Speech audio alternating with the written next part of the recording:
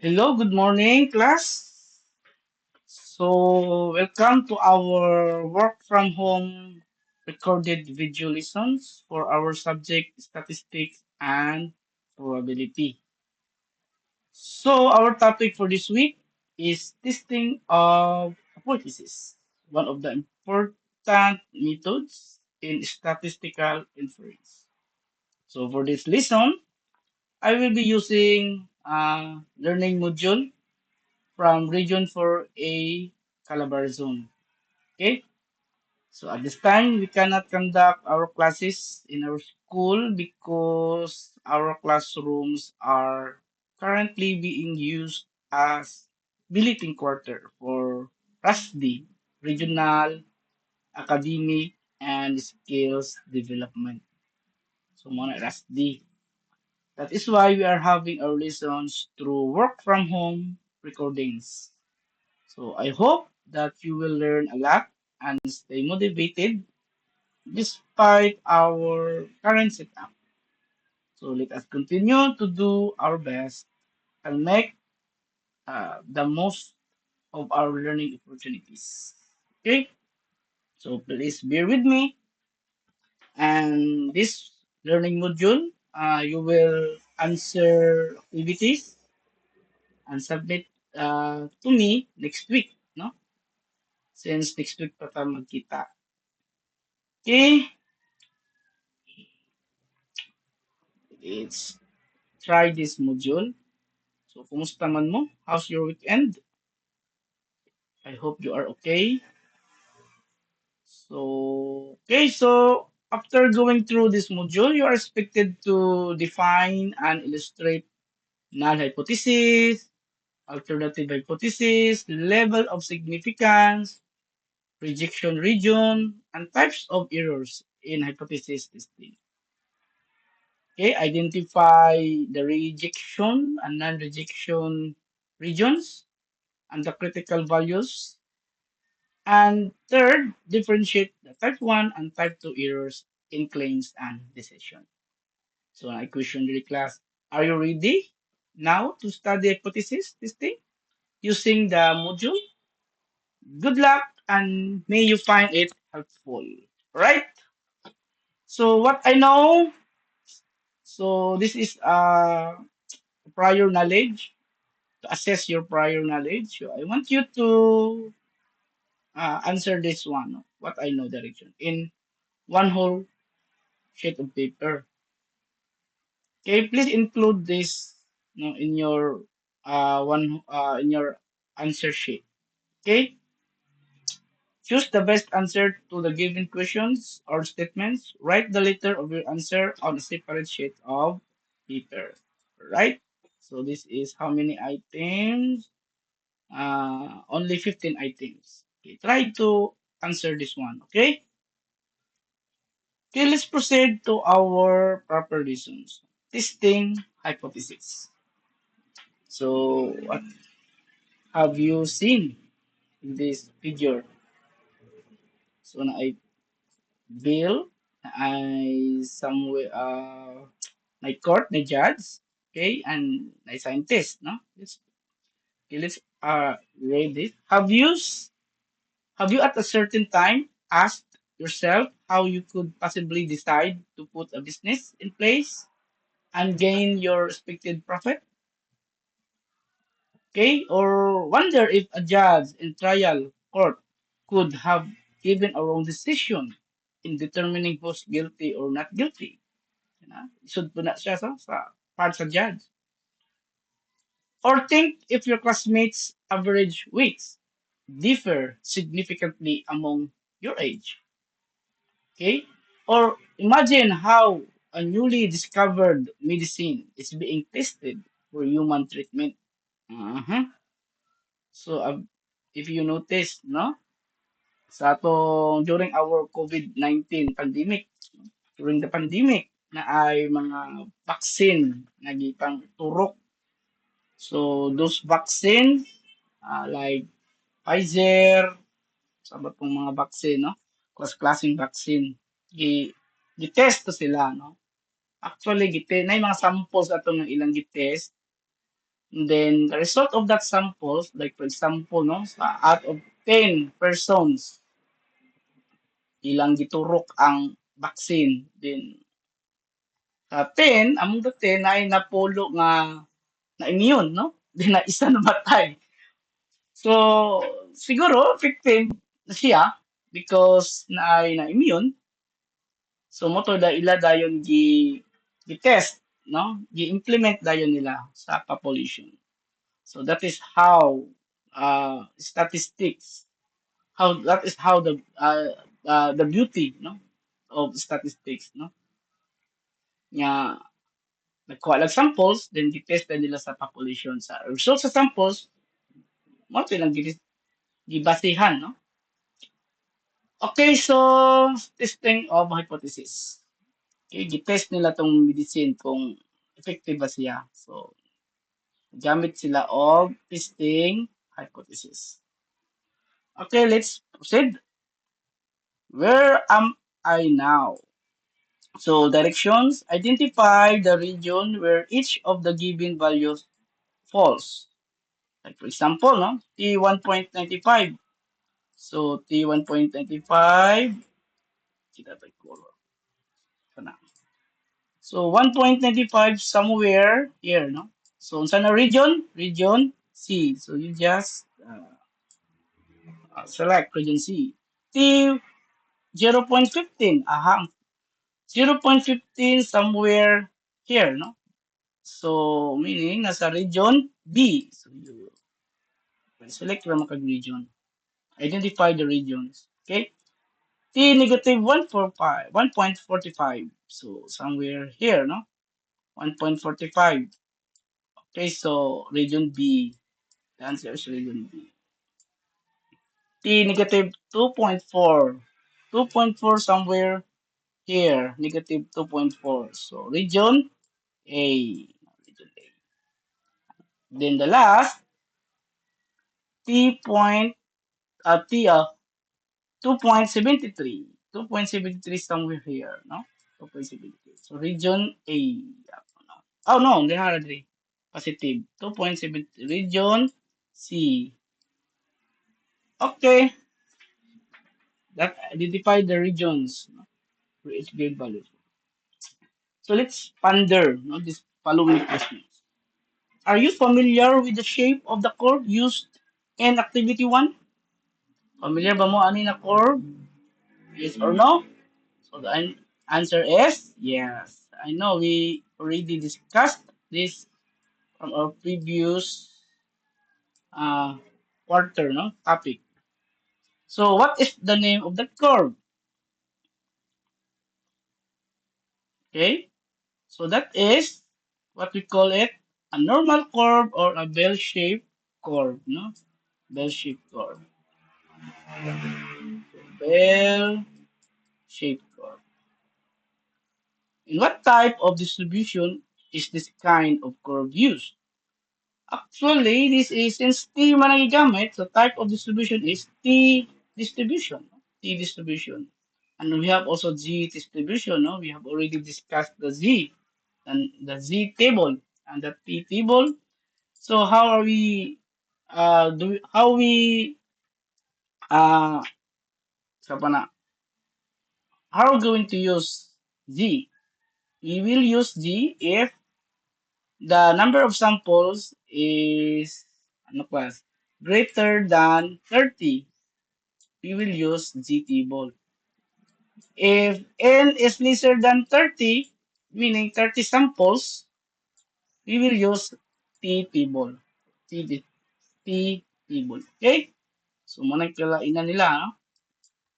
If the samples is greater than 30, we will use Z table. If the sample is lesser than 30, we will use the T table. Okay?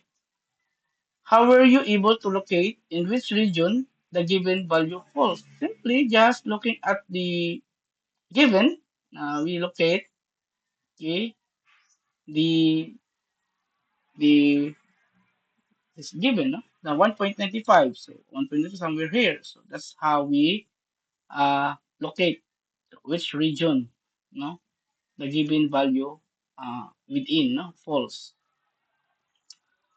Okay, so let's proceed. What's new? This is a proper lesson now. No? What's new? Keep me connected. So direction. Analyze the situation below and answer the questions that follow. So you have to read the situation. So let me read the situation. According to a survey, the average daily usage of social media worldwide of global internet users amounts to 142 minutes per day. So this is the average daily usage worldwide, no, of using social media. They spend uh, 142 minutes per day, according to the global, worldwide global internet users. So this is, we can say this is average of population in spending social media, no? Sophia conducts her own survey among her friends to find out if their time spent on social media is significantly higher than the global survey. So the global survey is the average daily usage is 142 minutes per day. So Sophia wants uh, to find out, uh, she wants to have a survey with among her friends, no? If this, uh 142 minutes per day, okay, tinuod na siya, no? Or kuan ba siya, no? Iyang gi-try og survey yang friends, and to find out if their time spent on social media is among her friends, okay, is significantly higher than the global survey, which is 142 minutes per day. So before her survey, she formulated the following claims. Okay? So claim A and claim B. Muna iyang mga claim. Claim A, the average daily usage of social media of her friends is the same as the global average usage. So, ato ni siya, no? So the average daily of social media of her friends, let's say that is our X bar. So na X bar, muna atong sample mean among her friends. And what is same with the konos, the global average is. So same equals the global average, population mean. So this is population mean, same with the no?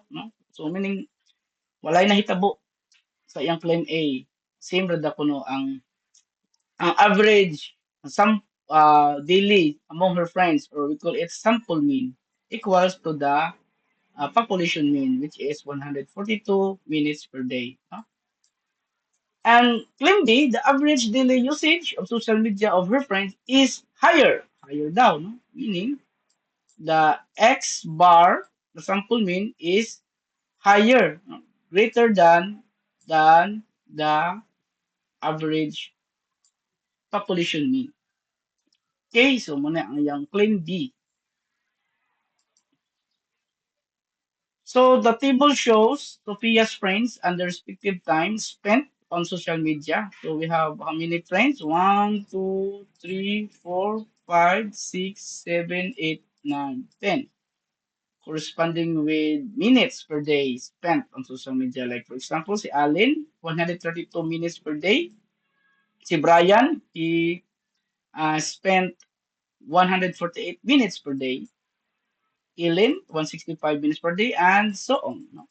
So, muni iyang uh, minutes per day spent on social media with her friends, Sophia's friends. Okay, let's try to answer the following questions. Okay, so what statistical data is or are needed to prove which of Sophia's claim is accepted or rejected? So we have these two claims. I-accept ba na to ni? What statistical method to accept or reject this claim A?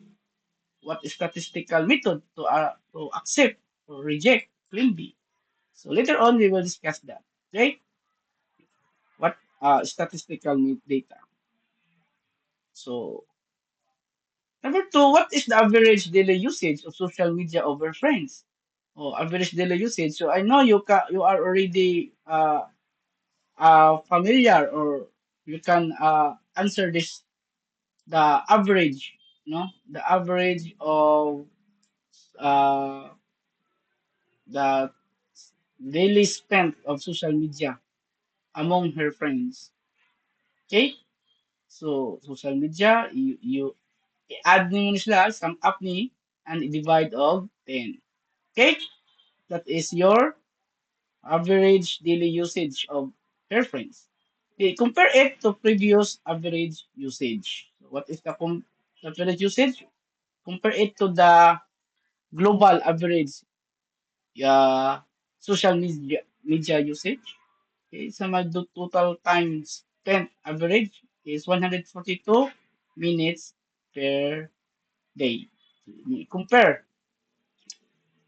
which of the two claims could probably be true. Then why? Okay, so which of the two claims, no? Ang claim A o si claim B pa, ano ba? Wala ba'y nagbago? The same ba sila? Or greater si average daily usage among her friends to the global average usage. So, which claim kaya ang tinuod, and then why? If Sophia computed the average daily internet usage of her friends to be higher than the global survey, do you think it would be significantly higher? Pag-compute daw ni Sophia, the average daily internet among her friends is higher than the global survey. So, do you think it would be significantly higher na ba siya? Tinuod ba nga kani siya ato pa ni siyang this is the pag ma-compute ni Sophia nga kaning average daily usage social media of her friend is higher than the global average usage. So mo na ba ni ang acceptable na acceptable claim D? Okay? Mo ba na itong conclusion dayon? Let's find out. Okay? So ana siya no. So what is your idea of an average value being significantly higher than the global average value? So what is your idea kung higher siya? Do you think we will accept the claim B or reject the claim A? Okay? That's our lessons for today. So what do you think is the difference between a simple comparison of data and hypothesis testing? So that we compared the data of sample to the population, and we also use hypothesis testing. So so that's those are the following questions that we need to answer this module. Okay, what's it? First, let's have a definition. So I want you to familiarize, no, or uh, study the definition first. So hypothesis testing is a statistical method. Okay, statistical method siya, no? Applied in making decisions using experimental data. So we will have uh, this method, no? Hypothesis testing, applied in making decisions. So we have this data, and we will use hypothesis testing. Uh, Hypothesis testing is basically a testing, no?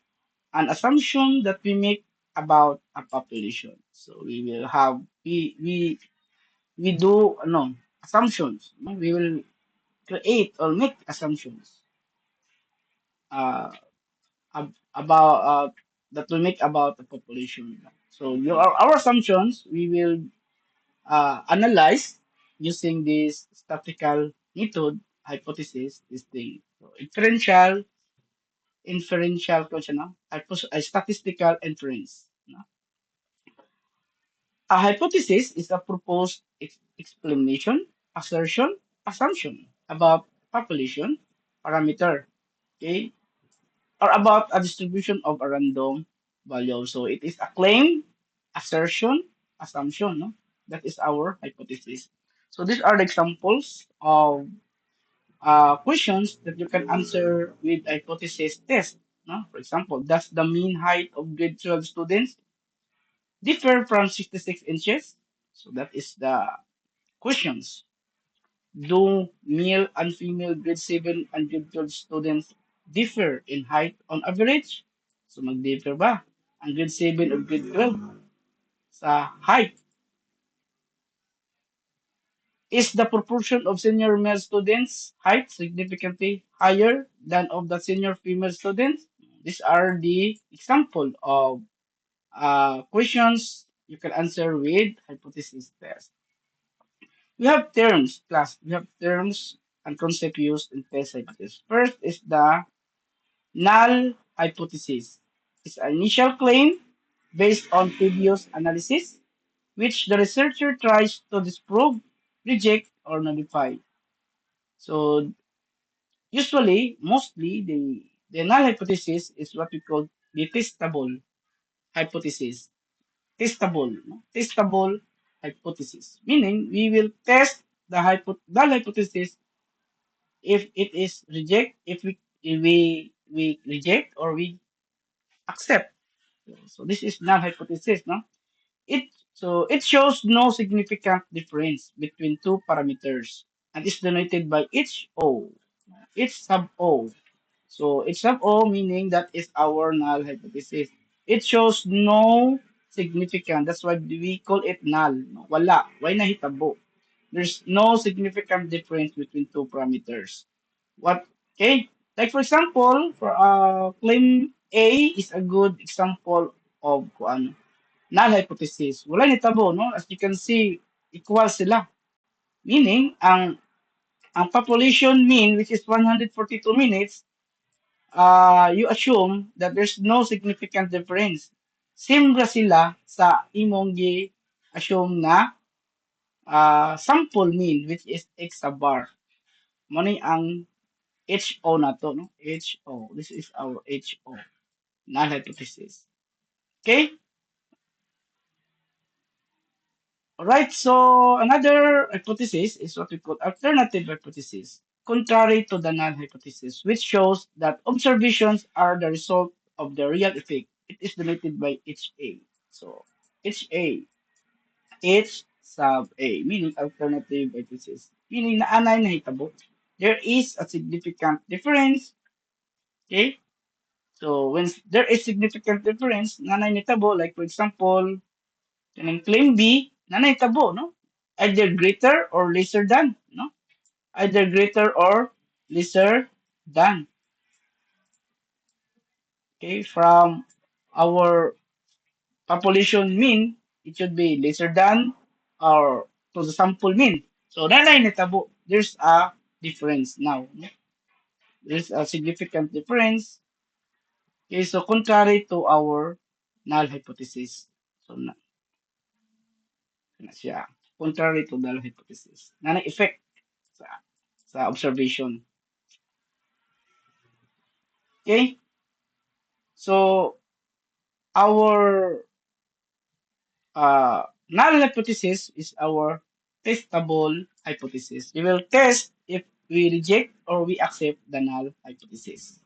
Itong null hypothesis, no significant difference. Wala yung nahitabo, meaning equal lang sila sa imong assumption to the population parameters. Okay? Or mga proportions, no? Sa parameters. Okay? It's sub O. That's why we call it null hypothesis. Okay? Take a look at the example class. The school record claims that the mean score in math for the incoming grade 11 students is 81. Okay? The teacher wishes to find out if the claim is true. Tinuod na siya. So she tests if there is a significant difference between the batch mean score and the mean score of students in her class. So the batch mean score is 81. Okay, and and he wants to, okay, find if there is uh she wants to find if there is a significant difference between the population mean score, which is 81, to the average score of her students in her class. Okay? So solution. Let mean population mean be the population mean score and x be the mean score of study class. The sample mean, this is population mean. Okay, you may select any of the following statements as your null alternative hypothesis as shown in option 1, option 2. We have two options, no? Pili mo asa man yung gusto na null hypothesis. Try, no? So when you see null hypothesis, the mean score of the incoming grade 11 student is 81. So muna, 81. So meaning, ang mean score sa incoming grade 11 students is 81, wala na hitabo, no? Wala na hitabo. 81, the same gihapon, no? 81 ang iyang, ang, batch mean score. Wala na hitabo. There's no significant difference. Okay? Ang null, no? The mean score of incoming grade 11 students is not 81, no? Meaning, not equal 81. So, na hitabo, there is a significant difference. Meaning, dili sila equal sa population mean. Okay? Option 1, that is your option 1. And option 2, the mean score of the incoming grade 11 student has no significant difference with the mean score of her students. Ibig po, no? Yan na. Thus, mean score of incoming grade 11 student has a significant difference with the mean score of. Okay? Okay, sila. So, option 1, option 2, pili lang mo ayan option sa inyong gusto. For me, I will choose option 2. Mas nindot ang option 2 class. Kung pwede po siya class niya, ang imong significant difference is greater than our x. Pwede po na siya class. Okay, your alternative. Or the mean is lesser than our the mean sample mean of your students. Pwede sabihin siya class. Okay? Now it's your turn. Can you make, okay, null hypothesis and alternative hypothesis? Okay. Based on the first claim of Sophia in activity 2, that the average daily usage of social media of her friends is the same as the global average usage, formulate two hypotheses about the global average usage and the average usage of her friends on the blank provided below. So formulate ka o hypothesis. So sakha, no? So sa mga HO na to ani class. So pwede po, no? The the average daily usage of social media of reference is the same as the global average, meaning the mean population of the global average is 81 is equal to the x bar, the sample mean of her friends. So, pula po din, no? Same sila. Alternative, higher man itong nakabutang dito. So, the alternative is the the mean, pwede po, mean is lesser than sa x mean, x bar, the sample mean. No? Pwede na, no? Pana. The population mean, the average, global average usage is same with the average over friends in spending social media. Kanipod, the global average usage is lesser than the daily average usage of her friends. Okay? And as well. That is our alternative hypothesis. So you can verify your answer to your teacher and start working on the text activity. Okay? Yan na. Pwede na siyang ibaton. Kaya pa? Kaya pa? So, kaya pa. Kaya mo, Kat. Okay, kaya natin to. Kumbate. Kumbate. So here, another key term that you should know. level of significance is very important in testing the hypothesis is the level of significance. So level of significance denoted by alpha. No, this is alpha refers to the degree of significance in which we accept or reject the null hypothesis. Again, null hypothesis is our testable hypothesis. We will test our null either we accept or reject. So we have this level of significance, the degree of significance in which we accept or reject the null hypothesis. So 100% accuracy is not possible in accepting or rejecting the null hypothesis. So we cannot guarantee nga yeah, there's no 100% accuracy. Okay? 100% sure nga i-accept na to, i-reject ang hypothesis. Okay? We based on the samples naman yun, no? So, that is why level of significance is very important. As alpha no, is a probability of making wrong decision when the null hypothesis is true. So we have this degree of significance or significance level alpha. It means that it is a chance or probability or okay of making wrong decision when the null hypothesis is true. Okay, that is why walay 100%, no?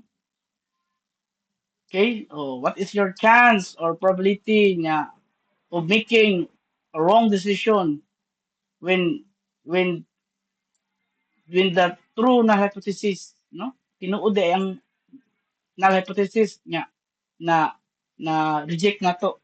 Okay, na reject na to. So what is the probability, okay, or chance of probability niya ma-reject na to ang true null hypothesis. That is the significance level alpha.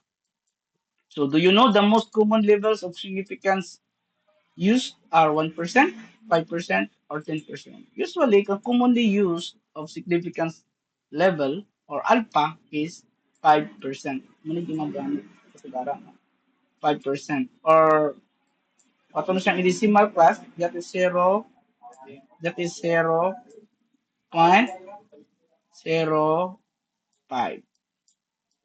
alpha. That is our alpha. Or 5%, no?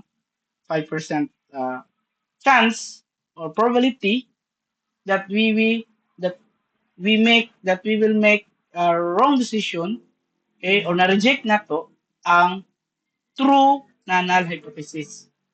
Okay? Only 5%. So, of risk. Okay? Ana siya. Of risk of making a wrong decision. Sabtan ba class ang level of significance? That is our alpha. No? So, na yung mga table. Asan makita si alpha? Here.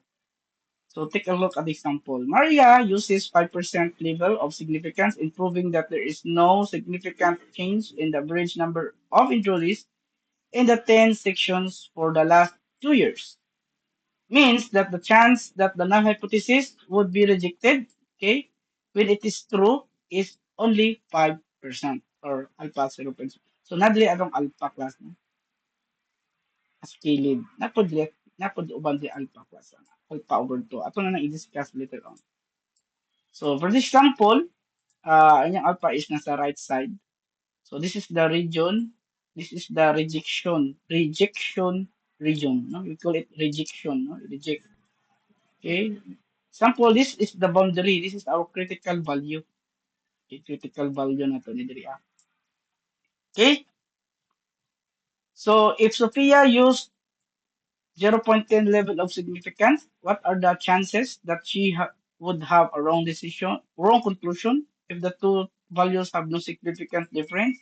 Some chance that she would have a wrong conclusion since yung gigamit is 0.10 level of significance. The answer is 10%.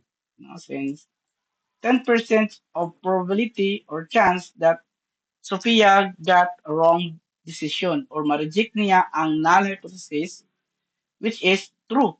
No? Which is true na null hypothesis na reject ni Sophia. Only 10% of chance or probability lang. Okay? Na ang pasabot.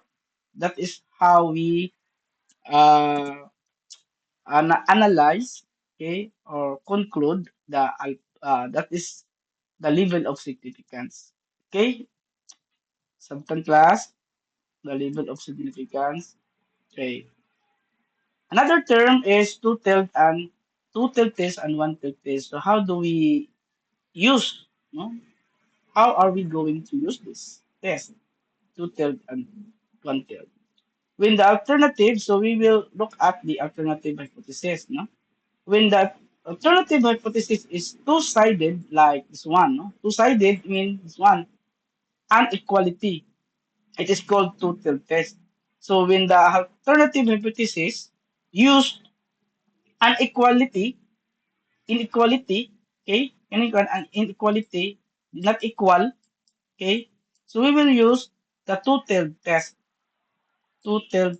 okay. So na yung mga table ana class niya, two-tailed test ang itong gamiton because the alternative is using inequality, okay, two-tailed test. How about one-tailed test? When the alternative hypothesis assumes less than or greater than value, it is called one-tailed test. We also use one-tailed test if greater than or lesser than ang gigamit. Okay? Gigamit na to. This is our population mean and this is our population sub o ato sample na population or X bar. Okay? Ana, kung gigamit o greater than or lesser than, we will use a one-tailed test. Later on, uh, you will see or you will let's try to try to see no the table no of one-tailed test and two-tailed test.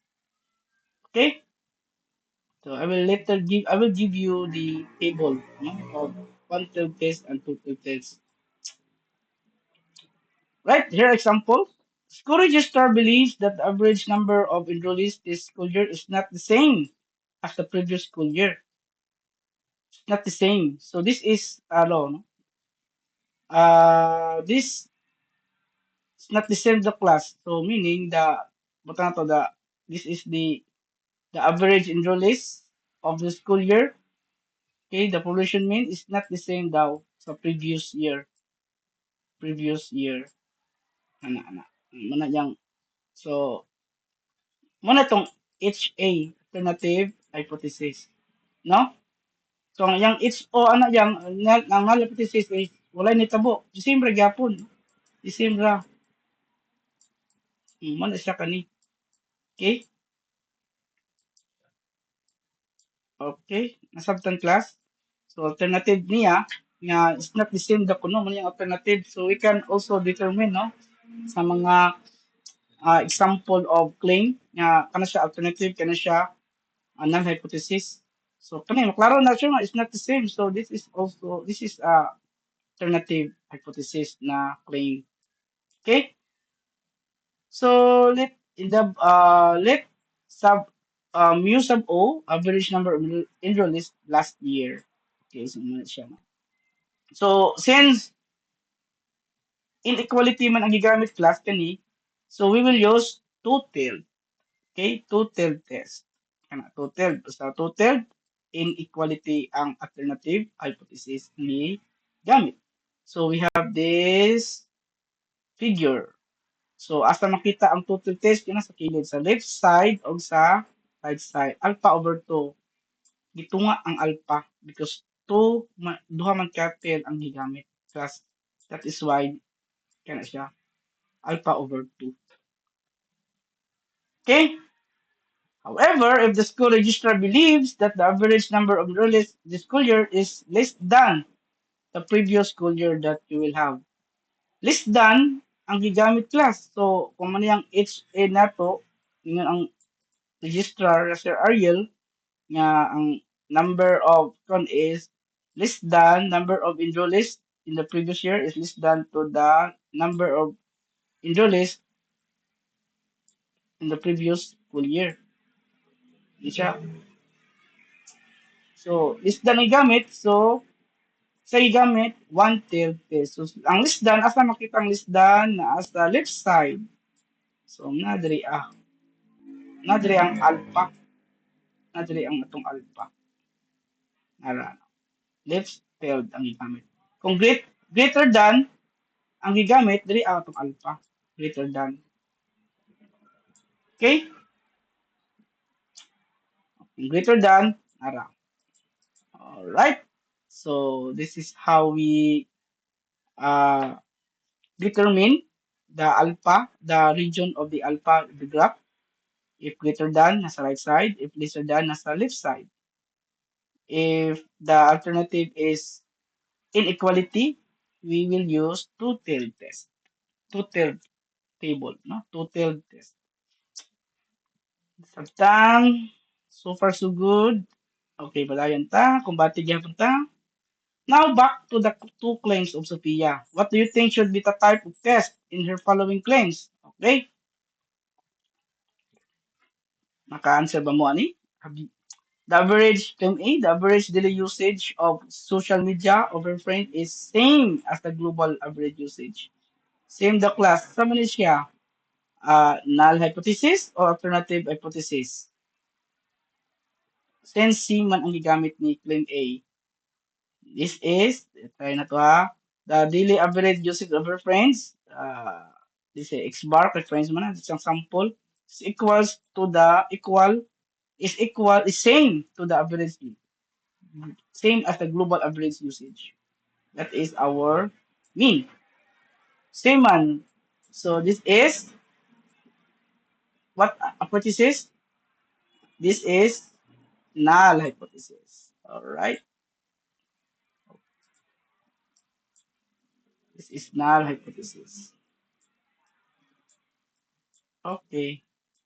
How about Lindy? The average daily usage of social media of her friend is higher than the global average. So higher daw. The X bar is higher than the global average. And this is what we call, what hypothesis? Type of hypothesis. This is, since higher, greater than ang gigamit, this is alternative hypothesis. So ang null hypothesis always equal. Okay, there is no difference man, no, in the population compared to your sample mean. And the alternative hypothesis, there is a significant difference, meaning it could be greater, it could be lesser than, or it could be not the same, not equal, no? Not equal. Ano siya? Okay? Kung greater than or lesser than ang gamit, what test we will use? Total test or one-tailed test? It is a one-tailed test. Kung inequality, we will use two-tailed test. Two-tailed test. Kani is one-tailed test ang greater. Okay? Alright. Okay, what do you think, what type of test in your following claims? Sa may type of test ano sa claim A class? Since friends is equal. Hmm? This is two-tailed test ang claim A. Two-tailed test. Kaya ang iyang alternative ani sa claim A, alternative natin is not equal. Two-tailed ang gamit ani sa claim A. Okay? You will use two-tailed. Because when this is the null hypothesis, man siyang sa claim A na equal man na siya class, so posible ang iyang null hypothesis is not equal. Sa claim B, higher than. Claim B is alternative man siya no, higher than. So yung simply higher than naman na siya. So automatic ang gamit na test is one tail test. One failed test. Okay, nasabtan, do you understand? Klaro ba? Am I, do I myself clear? Do, oh, sakto ba? Do I make myself clear? Ano? Questions? If you have clarifications, class, you can PM me, no? For direct me message, no? DM, direct message. Okay,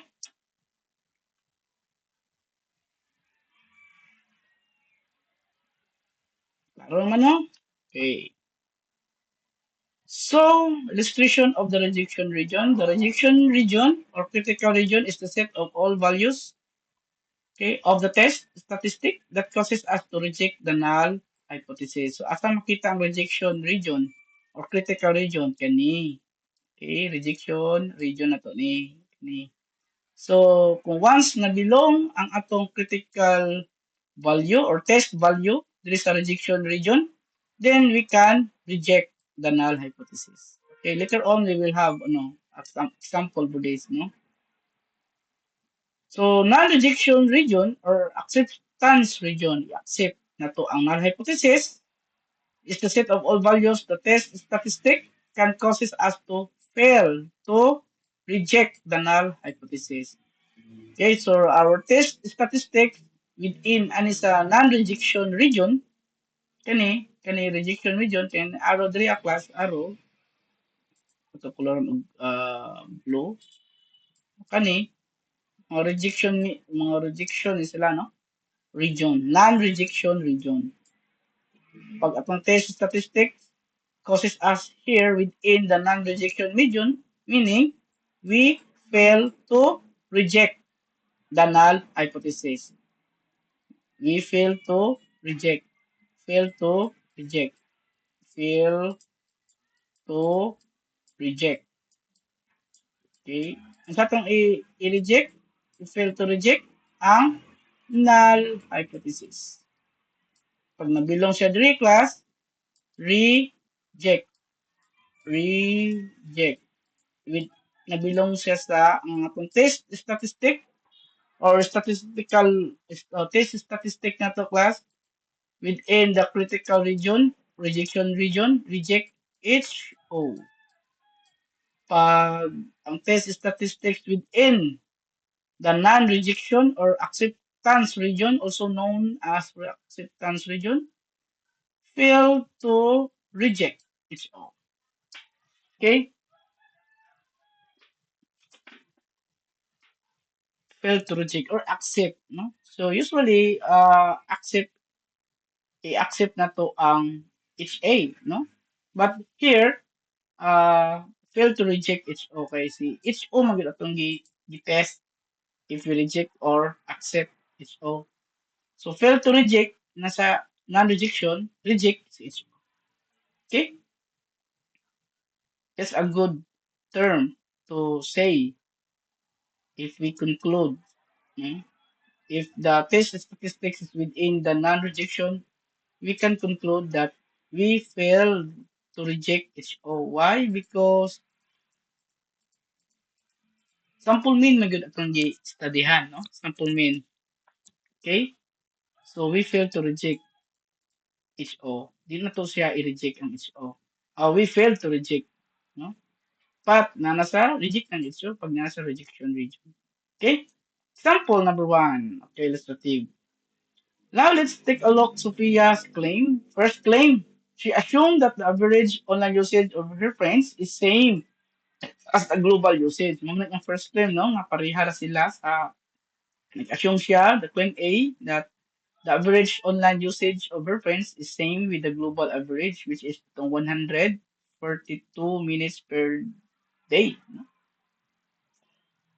Okay, so she computed the t-value using formula. Nga ng t-value ang gigamit class because the sample is 10, which is lesser than 30. Pag greater than 30, we will use z value. No? Z ang gamiton. Pag greater than 30 ang number of samples. So, the example, uh, 10 lang iyang sample. So, among her friends, we have 10 friends, circle of friends. Okay, so this formula same ra gyapon sa Z, no? Sa Z sample na to, but using Z, uh, X gyapon siya minus the population mean equals the standard deviation S over square root of N. Okay, if you can remember this one, no? Okay, so example, we have this is 142 muna itong population mean, the global average of spending social media, ah, the time is 142 minutes per day, muna yung rate. And then the X sub bar, the sample mean is 152 minutes per day.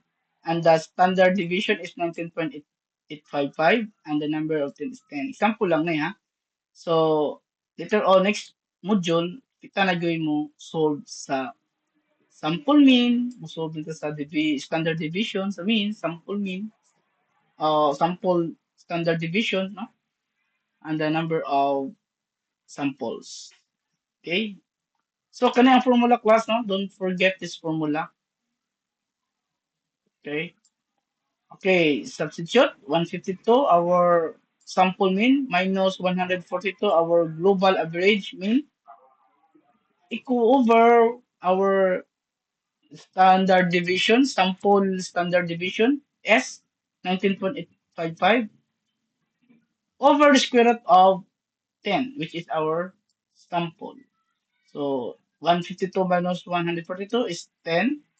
Then, 19.855 divide square root of 10. This is 6.2. Can you please verify this using your calculator, no, or your cell phone? Then, this is the answer is 1.593. Okay, 1.593. Asa na ito na makita? Quezon City, 1.593.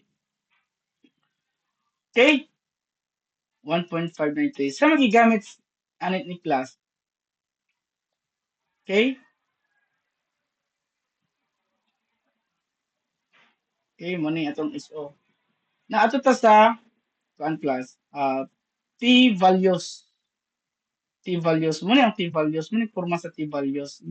I will provide you this table. No? Okay, I will provide you this. Don't worry. So from T values, determine the critical value. So from T values, pangitao na to ang critical value. Asa ng critical value makita? Kanina, critical value. Kanina boundary. Mo ng critical value. So, ana. So sa atong T-table na atay gitawag degrees of freedom, kani class kanang 0, 0.005, 0.01, 0.025, 0.00, 0.05, 0.10 mo ni atong mga alpha. Okay, area in one tail. Okay, kani sa alpha na to kani area in two tails. Sa two tailed ni siya. Sa two tailed po ni siya, two tailed.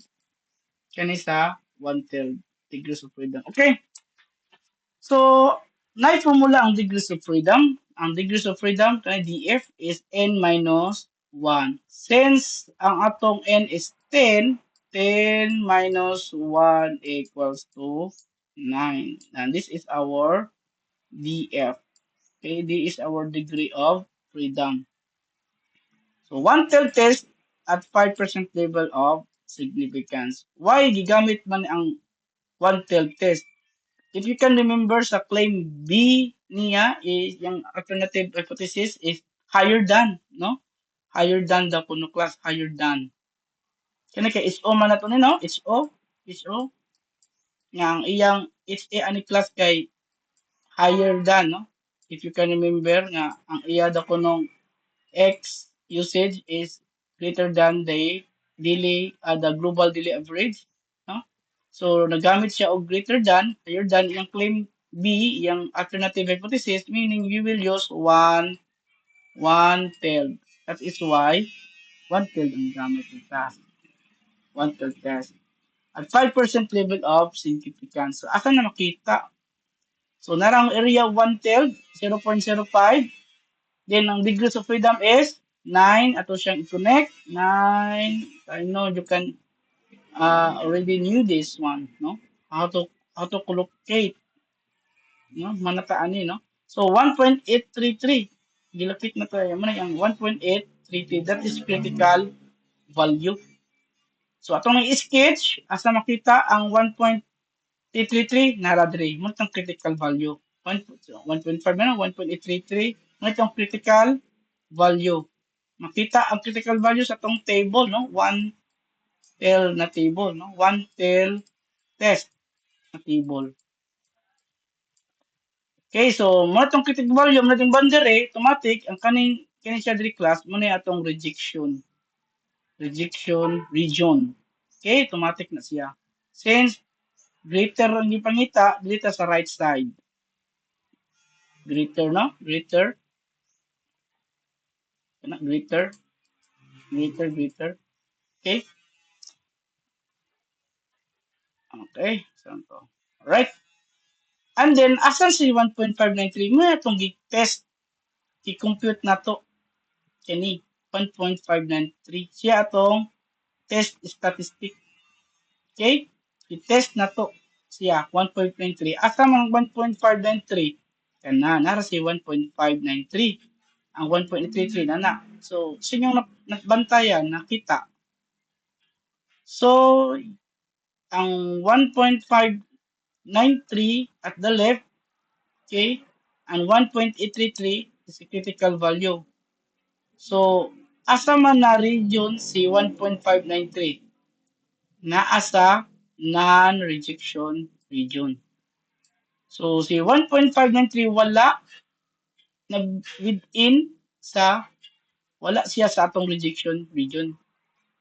Okay? Mana siya na. The computed value is less than the critical value. The computed value is less than the critical value. So what is your conclusion? Since ang computed value is nabilong man siya sa non-rejection region. Therefore, so ano to si HO? I-reject na to si HO or failed to reject? Failed to reject. Therefore, fail to reject HO. Fail to reject HO because the computed value is within the non-rejection region. Fail to reject HO. Anak na siya class. Fail to reject HO. Okay, we fail to reject the null hypothesis. Okay, so muna yung HO niya, muna yung HA. Since the computed value is at the non-rejection region. Okay, we fail to reject HO. We fail to reject the claim A or HO, no?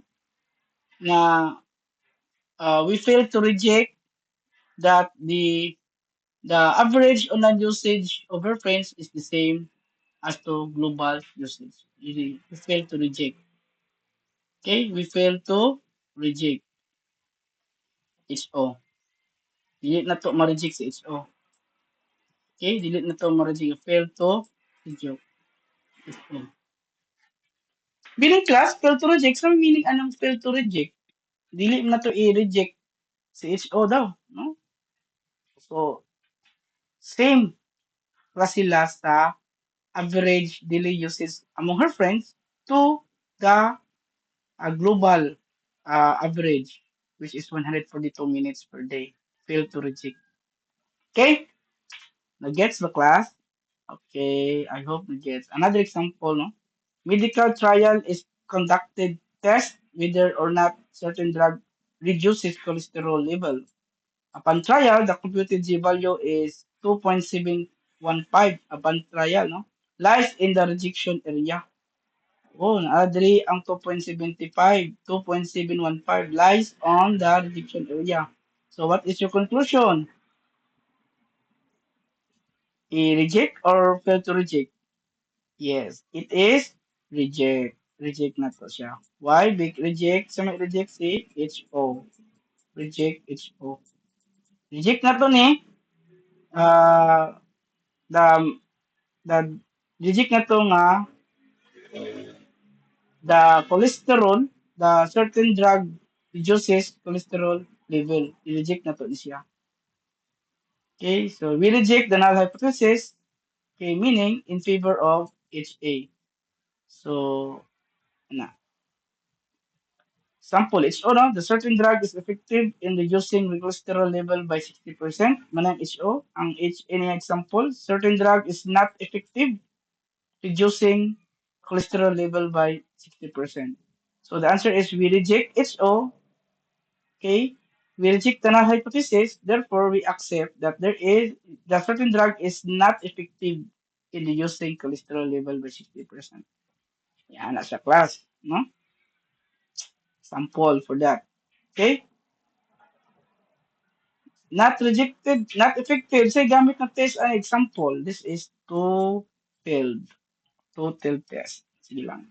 Next na to na mga module. Magamit tag mo nani. Two-tailed test and one-tailed test. Another example 3, sketch the rejection region of the test hypothesis with critical values of positive, negative 1.753. Determine if the computed value of negative 1.52 lies in that region. So, lantawan na to class, no? Negative 1.52, gamit siya two-tailed test, no? Gamit siya two-tailed test. Okay? So, sama ni naraman yung 1.52 nga yung critical value is negative 1.753 nara diri no? So, sama i-reject yatong HO or fail to reject. We fail to reject the null hypothesis. Okay? We fail to reject. Kaya naman siya diri sa one non-rejection region. Diyan part. Nara sa 1.2. Negative, negative 1.2. Sabtan, okay? Inana. Pagod. Okay, last term is type 1 error and type 2 errors. So type 1 error is rejecting the null hypothesis when it is true is called a type 1 error with probability denoted by alpha.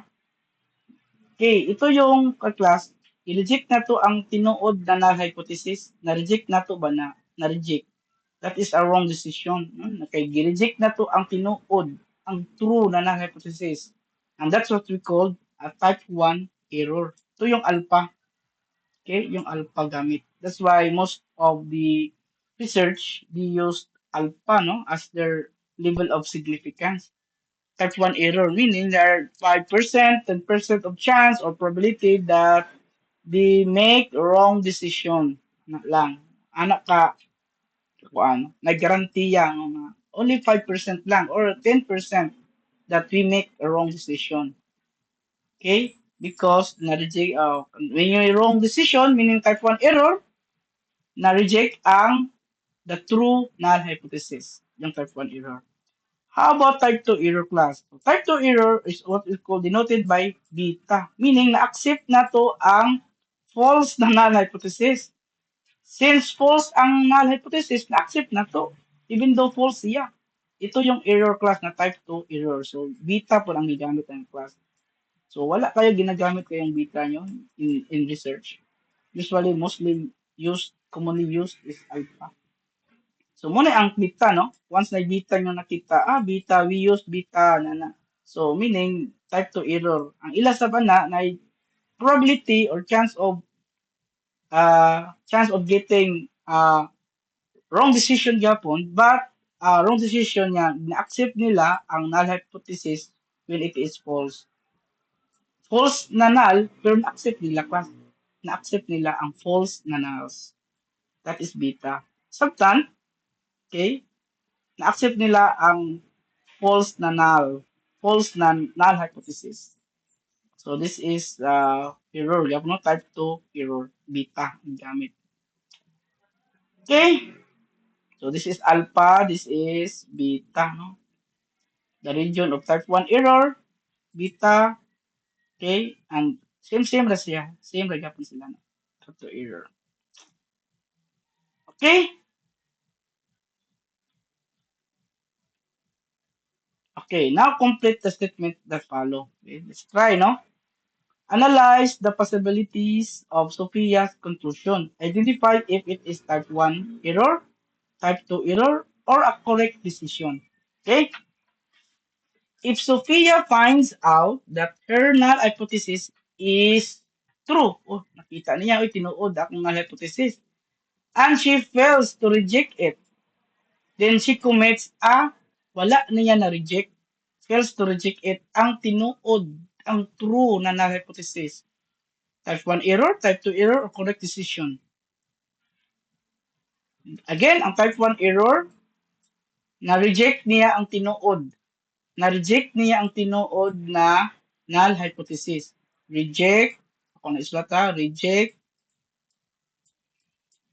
na-reject niya ang true na HO. True na HO. Tinuod, na-reject. Type 2 error, isang type 2 error, na-accept, no? Na-accept niya ang, saan man na-accept niya?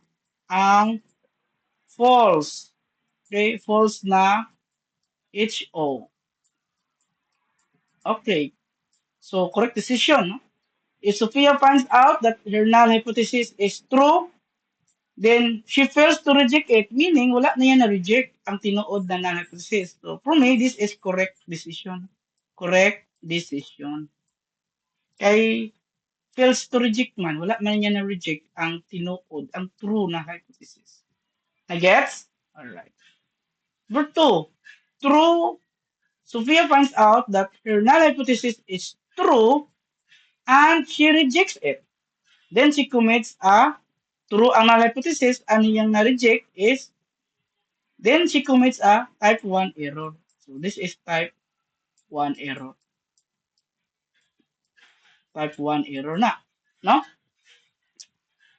If Sophia finds out that her null hypothesis is false, and yung hypothesis niya was false the class, and she fails to reject it, meaning na-accept niya, she fails to reject it. Okay? Wala niya na accept, oh? Fails to reject it. Then she commits a na fails to reject it. Mean, accept niya, no? Na-accept niya, fails to reject it. Na-accept niya ang false. False HO. So this is type 2 error. Number 3. Number 3 is type 2 error. Na-gets? I hope na-gets in your class. Number 4. Sophia finds out that her null hypothesis is false. False daw ko, no? Then she rejects it. Oh, false daw siya, na-reject niya. Tinuod, na-reject niya ang false. Then she commit a correct decision. Correct decisions. Ito pa, na-correct na. Kaya na. So, ana, no? So, usually magamit kita og type 1 o type 2 error. Type 1 error is itong alpha. Ang type 2 error is ang beta. Okay? Okay, another illustrative example. Brian is starting his own food cart business and he is choosing cities where he will run his business. Okay. So he wants to start his own food cart. Okay.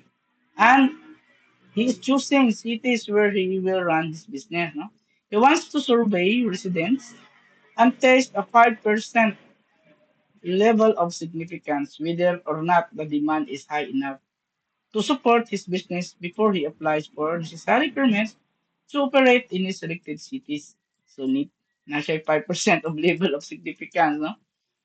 Whether or not the demand is high enough, no? To support his business before he applies. Kung operate siya sa selected niya na city.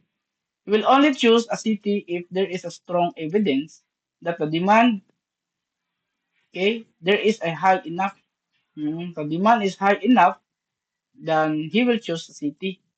Kung nakita niya na strong evidence that demand is high enough. We can state the null hypothesis for this test as the demand is high enough. No? So, when ito mo, demand is enough, high enough. What would be the consequence of type 1 error in this setting. B. Sa kay type 1 error ani na setting. He doesn't choose a city where the demand is actually high enough. He chooses the city where demand is actually high enough. He chooses a city where demand isn't actually high enough. Asa man ang among the three na setting, unsa man type 1 error ani? So yung type 1 error na reject niya ang tinuod na hypothesis. So, tinuod na null hypothesis. So, this is true. Example, assuming this is true. The demand is high enough. Then, na-reject niya ang tinuod.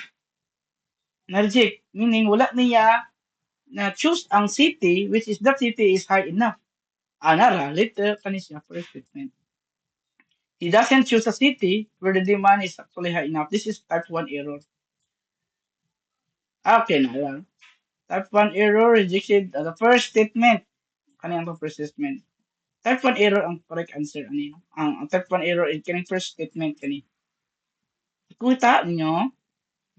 How about type 2 error? So kung type 2 error na accept niya ang false null hypothesis.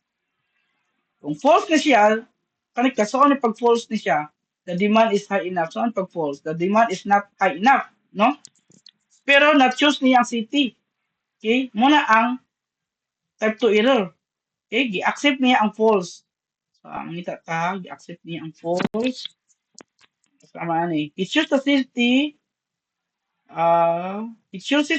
where the demand is isn't actually high enough. Oh, this is the type 2 error.